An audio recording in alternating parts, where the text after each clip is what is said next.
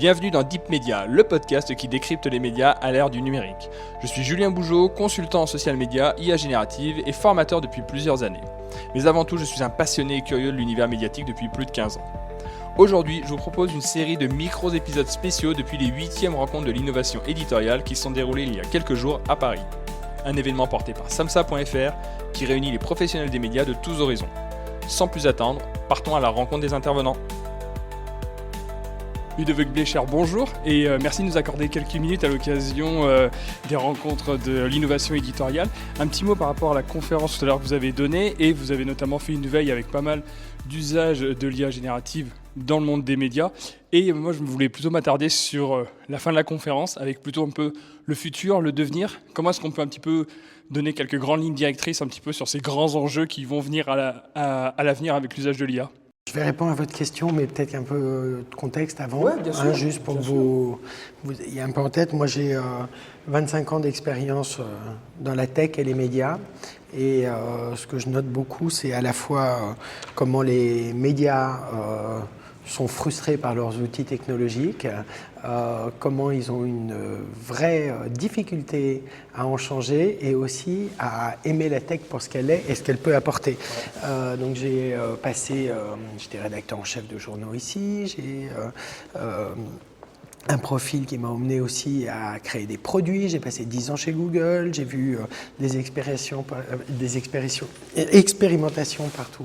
partout dans le monde.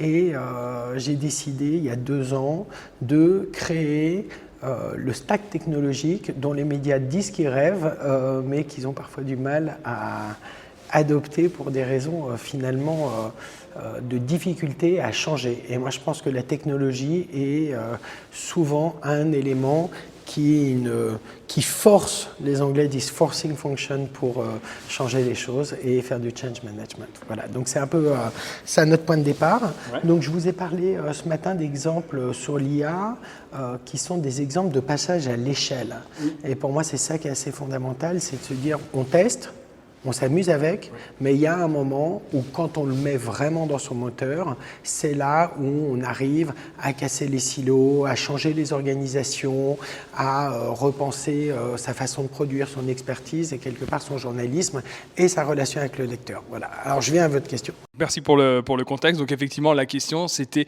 effectivement par rapport aux 3 exemples que vous avez cités. Et moi, je m'attarde plutôt sur la fin. Donc sur la fin, il y avait notamment un acronyme qui a retenu mon attention. C'était AIGC. Donc j'avais noté Artificial Intelligence Generative Content, qui est, on va dire, une évolution de l'UGC. Comment est-ce que ça, on peut un petit peu plus approfondir ce sujet qui me paraît être extrêmement intéressant pour l'avenir? Alors vous m'excusez, mais je mets un copyright dessus parce que ce AIGC m'est venu ce week-end en voyant tous les débats sur ce nouveau réseau social généré par des bots, quoi.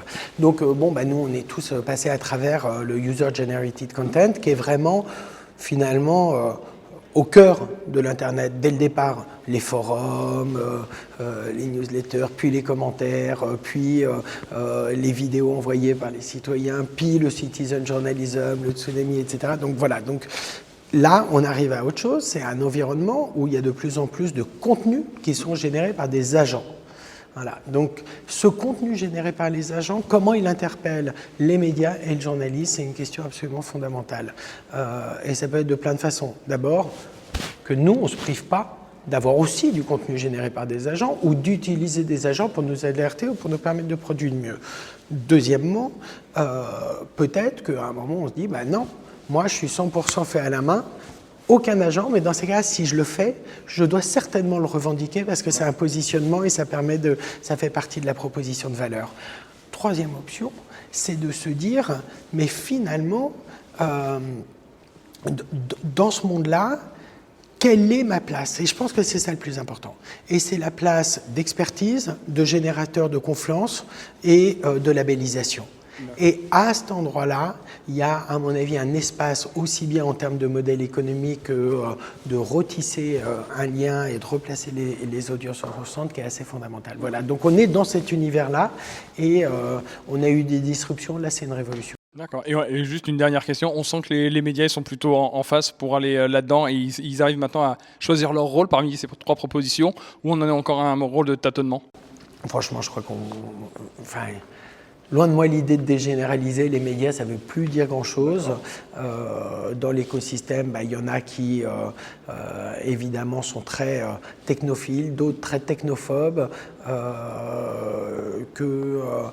y en a qui ont un appétit pour l'innovation. Finalement, je crois que le vrai sujet, c'est toujours placer le journalisme au centre et d'avoir une cohérence du modèle et une cohérence sur l'utilisation des outils.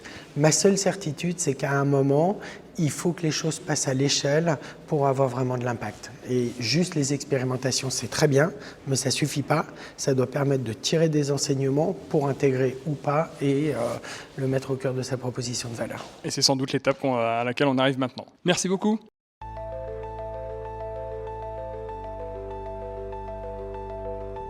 Je vous remercie d'avoir écouté cet épisode spécial depuis l'édition 2026 des Rencontres de l'innovation éditoriale qui sont déroulées récemment à Paris.